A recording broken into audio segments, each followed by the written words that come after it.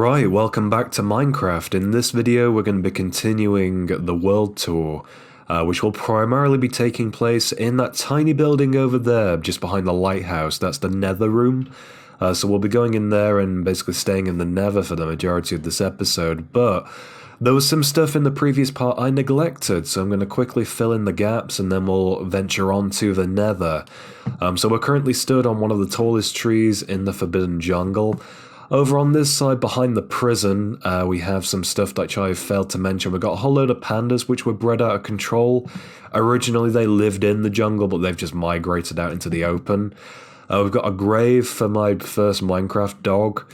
This little pillar and these torches and that little hole that leads to a spider spawner, which I wanted to turn into a string farm. Perhaps we'll eventually do that, I suppose. The rest of the stuff around here, we have a continuation of the wall, which I was trying to continue all the way around, making yet another perimeter, which again is something that we can eventually finish, I suppose. And this sort of other section, I was trying to build off of this back wall coming off of the main blob, I guess. So we have a building just there which is unfinished, which was leading into this even more unfinished building. We've got a creeper statue over there on its side made out of concrete when I was exploring with what to do with concrete because of the different sort of colour variations. We'll have a quick look at that, I suppose. There you go. So it's like a deformed kind of two-faced creeper head, so that's interesting. And then the rest of the stuff around here, not much. We've got the back end of the sort of horse stable. Over here, this is the small room I made with some nether materials. We've got a archway and a bridge made out of unlit campfires leading us to some land over here across the river. And some pandas have even migrated as far as this, so there's plenty more to be done over here. I didn't really have anything in mind for this section of the world, so perhaps that's something you lot in the comments can suggest for me. This is the grave for the original pineapple. Believe it or not, the pineapple I showed is a fake, but rest in peace, OG pineapple.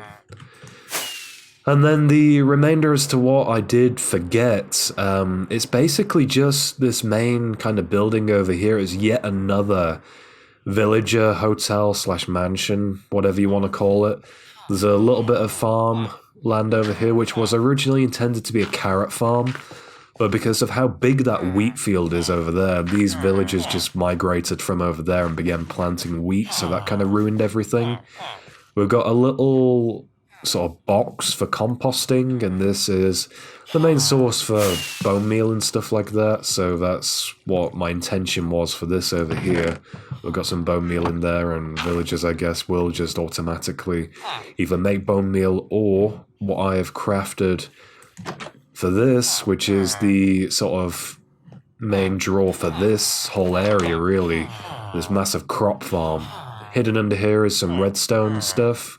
I think there's a torch just under here, yeah, so if we go underground, over here is where the seeds end up getting distributed to through this little river thing, and then they all get fed to this composter, which is making us very slowly bits of bone meal.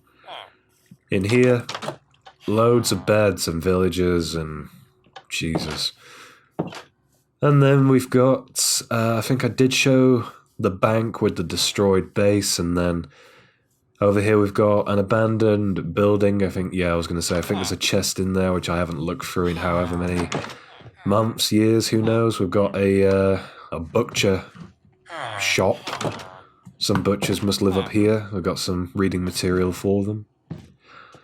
And then we have another mini building which I'm actually quite proud of. This was one of the first that I made when I restarted at the world, and this is a small smithing shop, which is somewhat based on what you get in the generic villages, these natural spawning villages, but I've just sort of added my own stuff, bits of iron material, some books, I presume on blacksmithing, there's some armor. You've got your set of tools, your set of armor on the front, so they know what they're doing. I'm sure they're more than capable. I did experiment with building like little crevices in the walls just to basically make for more rooms for villagers. There's an iron golem that spawned incorrectly.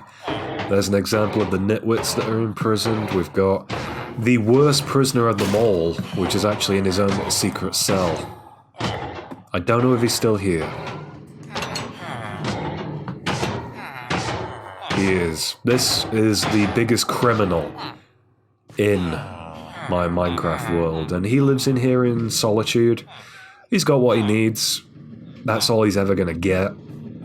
Right, so here we go, venturing into the nether, which, I'll be honest, the nether I actually did a complete reset with. Originally it was just loads of tunnels made out of brick, and I didn't like that. It wasn't much of a nether hub, and there's some footage I actually took, surprisingly, of me dismantling bits of the nether just because I didn't really care for what was in there, so I destroyed what was in there. I took as much resources back as I could, and then I decided to redo it all from scratch. So let's venture into the nether and let's see how it looks now.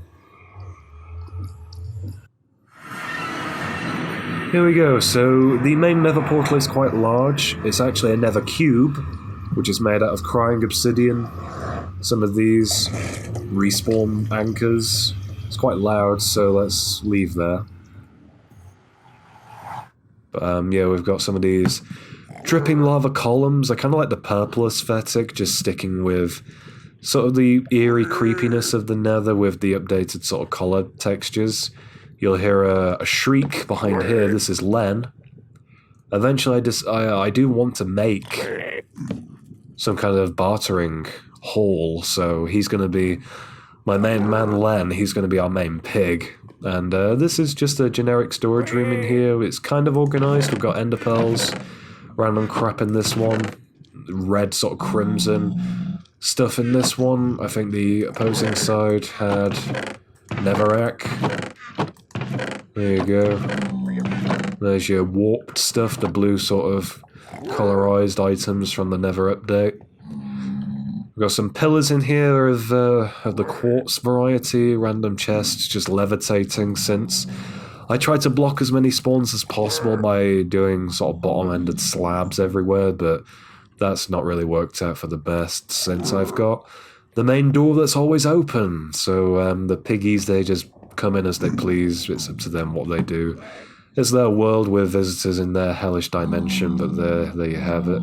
Here's the outside. We've got a warp forest over there.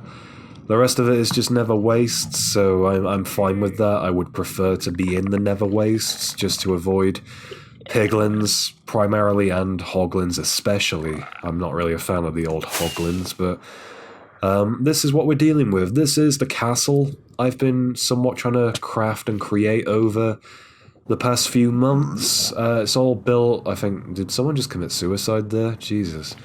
Yeah, this is what I've been making from scratch. I've built all of this in survival, surprisingly, and it's working out. I'm not overly proud of it. There's probably some aesthetic kind of designs I could do just to improve it. My original take on this, surprisingly, was actually based on Darth Vader's castle from Rogue One, and I wanted to keep with that, especially since I purposefully began this like lava river as though it was actually coming off of the base of his castle, and then I was going to make a sort of pointed tip leading into the bedrock ceiling. I would have gone into creative mode and literally just deleted a whole section of bedrock just to achieve that kind of aesthetic, and we may still do that. I've not seen that done before, so I would like to continue Vader's castle in my own image, so perhaps we'll carry that on.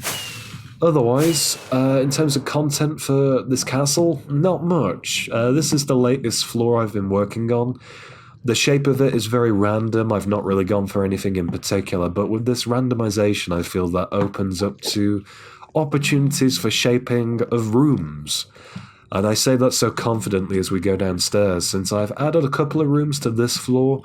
The room I'm most proud of is this one, which doesn't have anything in this section, but if we carry on, there's a cheeky treasure room full of gold, so this is something I'm quite proud of since I managed to get some of these coded item frames in here to be invisible and just drop like little nuggets and ingots and stuff everywhere to make it look like just, you know, it's essentially Scrooge McDuck's paradise in there, but there you have it. The other room's not as interesting. This is the respawn room. I like to think of this as Vader's meditation chamber or something. So there's a one respawn anchor in there. That'd be my main one if I was working in the nether.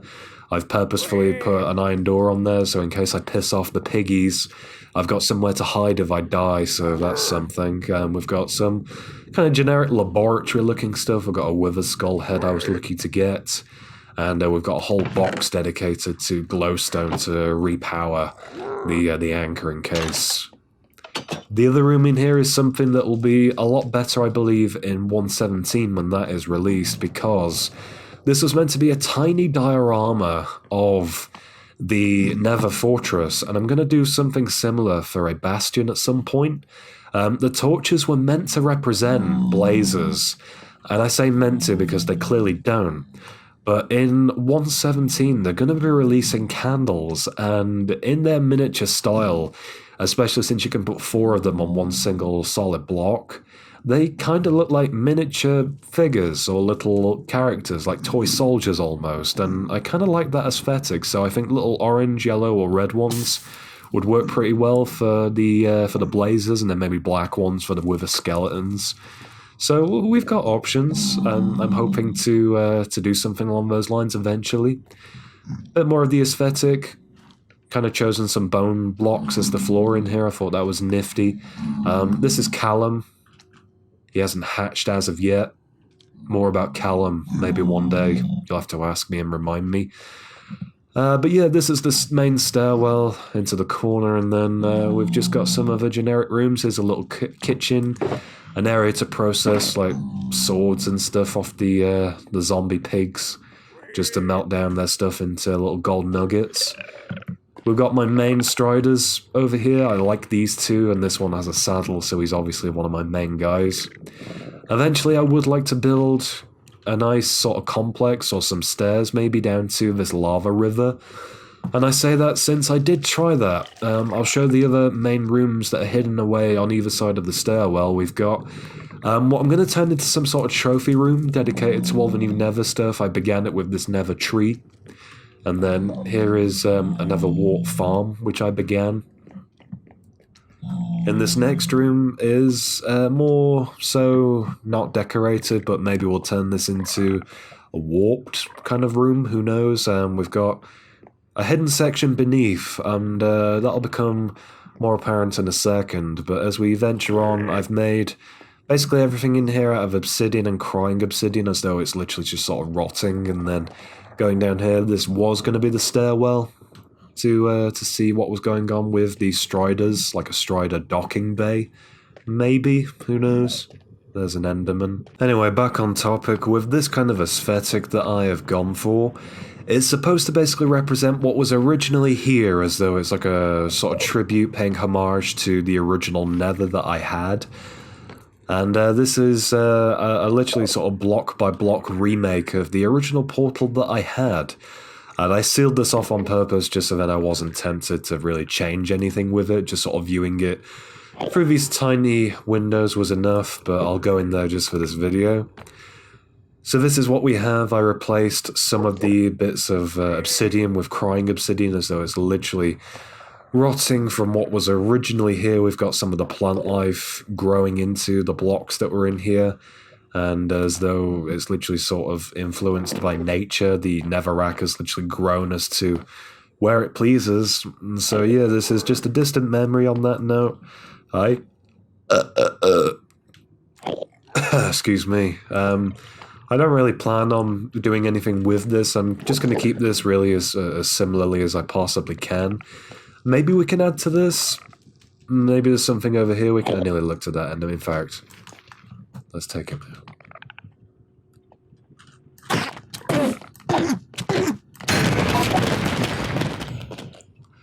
Always keep a spare. Anyway, maybe we can add to this at some point. I'm not really too sure what possibly we could add, but the option's there quite clearly, so that's something at the very least.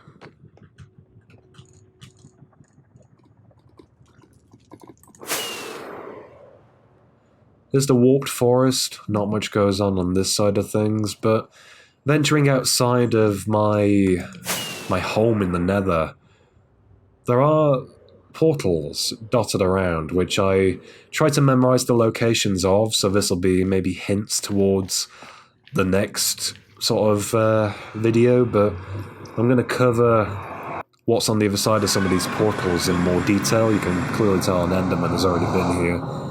But yeah, this is... oh, there he is. Nice, okay. This was the beginning of an ocean monument I was planning on draining. Not really too sure what I was going to do with it, other than just make a what do you call them, a guardian farm. But yeah, the option is obviously still here.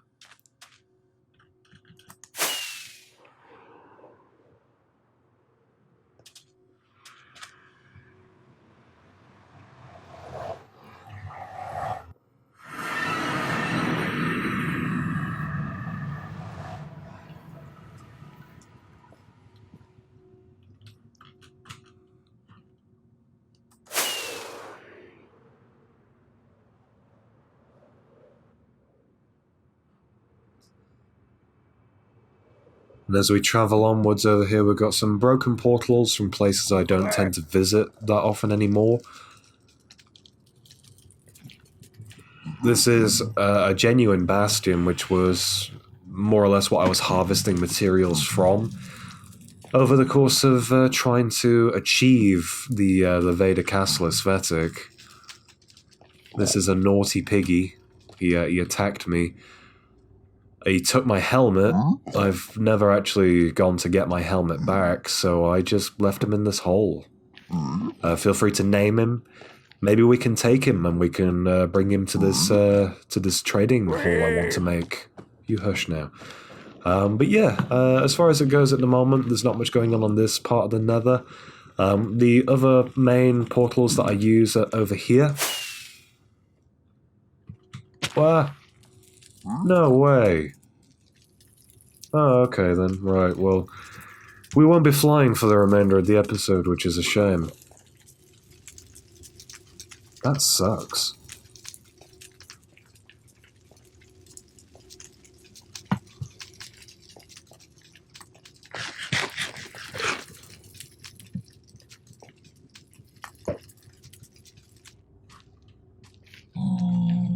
Okay, so dealing with our first world problems, we made it over to where I wanted to go. And I think this is where we'll round off the video. So, we've got two portals over here. They lead to more or less the exact same place. It leads to an acacia village, and it's one of my main villages. And I say that because the world is bigger than I made it out to be. We've got the homestead, and we've got these two places as well, but the next part, rather than going to the acacia villages, we're going to actually be going to a village that I took over recently, and it's a recent project of mine. It's what I like to call the desert restoration, and it's a portal that is hidden away over in this direction. It's going to be kind of tricky to get to without the elytra now, but I'm sure we'll make it work. Maybe I can actually get some XP off this quartz.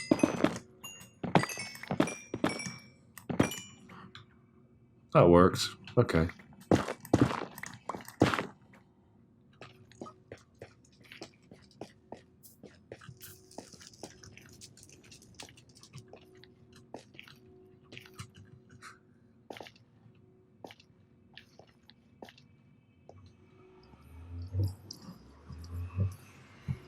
And so in the next video, this is where we'll be doing our stuff. Really?